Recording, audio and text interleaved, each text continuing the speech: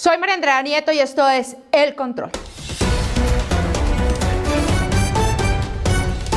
Hoy le haremos el control a un silencio, el del ex fiscal general de la Nación, Eduardo Montealegre, y su fórmula, el ex vicefiscal Jorge Perdomo. Un silencio frente a las explosivas grabaciones del 8 de febrero de 2014 en las que hablaban dos funcionarias que se desempeñaban en esa administración. Han pasado casi 72 horas desde que se conocieron estas grabaciones y sin embargo Montealegre y Perdomo aún no responden por lo que se dice en ellas. Veamos. Se trata de una llamada de aproximadamente 11 minutos entre dos fiscales, como les dije, en febrero de 2014. Se trata de la fiscal Sonia Velázquez y de su jefe Gina María Cabarcas. En ella, la señora Cabarcas le dice a la fiscal Velázquez que le tiene una razón del fiscal general de la Nación, de echar para atrás una orden de captura en contra del reconocido empresario Luis Gallo.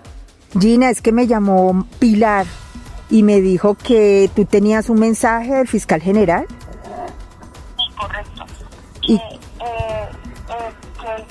estaba contando a Pilar que el fiscal nos mandó a decir que por favor al señor Gallo, que entiendo que es Luis algo y Gallo, sí, que no le libráramos orden de captura, sino que lo citáramos a indagatorio.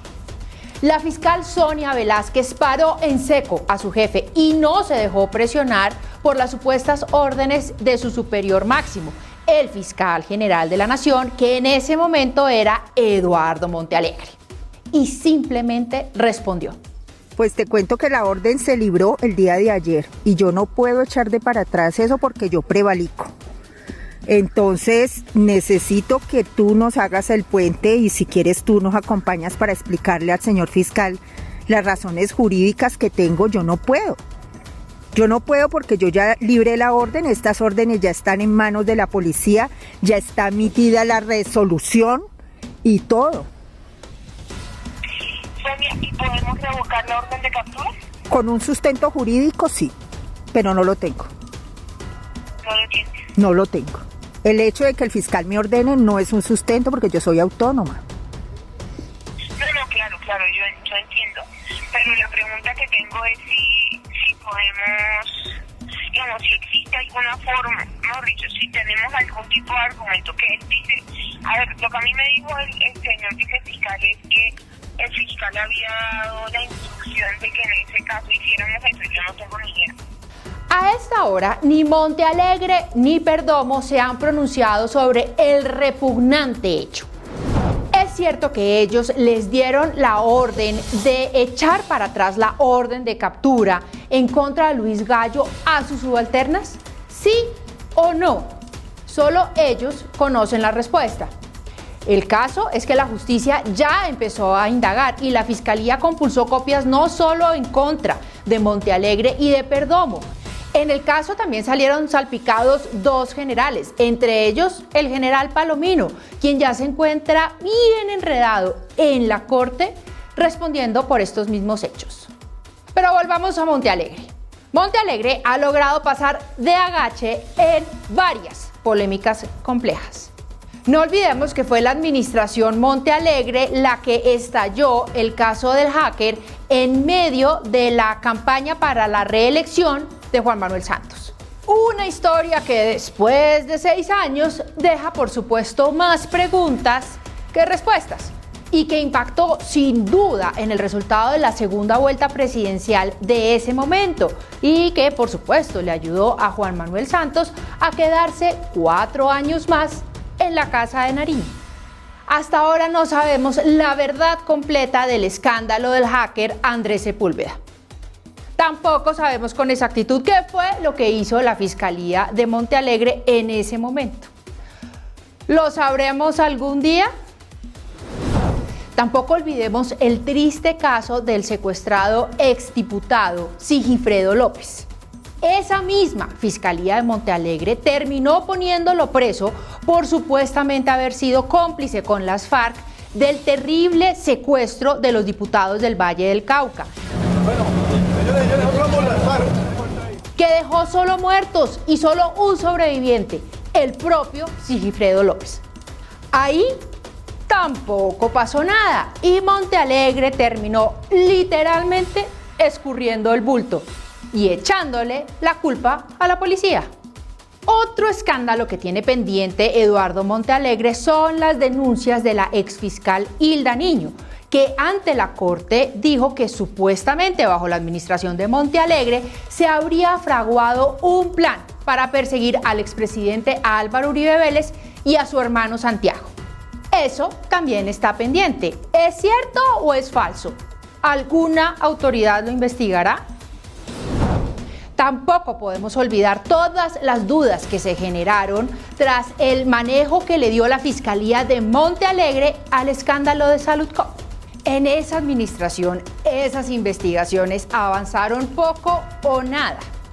Entonces, la contralora Sandra Morelli denunció a Eduardo Montealegre, quien había sido abogado de Saludcop. La furia de la Fiscalía se vino en contra de Morelli, quien incluso tuvo que salir del país. Montealegre no le perdonó haberlo denunciado y ese caso también terminó en el olvido. Como quedó en el olvido el caso de Natalia Springer y todas las denuncias sobre el manejo de la contratación en la era de la Fiscalía de Eduardo Montealegre, incluidas las de la Universidad de la Fiscalía, que tenía el rimbombante nombre de Institución Universitaria Conocimiento e Innovación para la Justicia, con las siglas CIJ. ¿Qué pasó con todos esos escándalos? Pues hasta hoy Montealegre sigue intocado. Pero volviendo al caso de la fiscal Sonia Velázquez, finalmente el empresario Luis Gallo fue capturado, pero quedó libre casi que de inmediato y sigue libre. Pero lo mejor de esa llamada de 11 minutos es lo siguiente. No es fácil desatender una orden de arriba, no, para mí no es fácil, pero no puedo prevaricar, me voy para la cárcel. Esa es una fiscal de hierro. Aplausos, señora fiscal.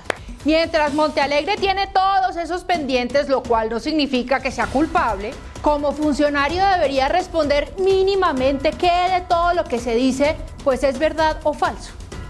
Y mientras todo esto ocurre, hace apenas unas semanas, volvió a ser célebre por su participación en la audiencia de libertad del expresidente Álvaro Uribe Vélez. No olvidemos que allí se presentó como víctima con Jorge Perdomo, a quienes en las redes conocen como Batman y Robin. Sus exposiciones extensas y sus teorías sobre el derecho un poco rebuscadas y a decir verdad cargadas de odio le generaron muchas controversias incluso con sus propios colegas y más de un regaño con la jueza número 30 de garantías, Clara Jimena Salcedo Duarte. Pero no voy a permitir la exhibición de unos documentos y unos elementos y unos videos que tienen un contenido eminentemente político que se salen del objeto y propósito del doctor Montealegre. Y del juez cuarto penal del circuito, Andrés Fernando Ruiz, quien dejó en firme la libertad del expresidente Álvaro Uribe y quien también lo puso en su sitio. Respetuosa pero enérgica conminación hace el estrado al doctor Eduardo Montealegre Linet a que limite su actuación al campo procesal propio de la víctima. Doctor Eduardo Montealegre, diga algo. Y si usted habla, pues que de una vez también hable Jorge Perdomo, porque la última vez que lo vimos hablar profusamente fue cuando entregó el cargo y lo vimos muy interesado en sepultar las investigaciones de lo que se conoció como la Comunidad del Anillo. ¿Se acuerda?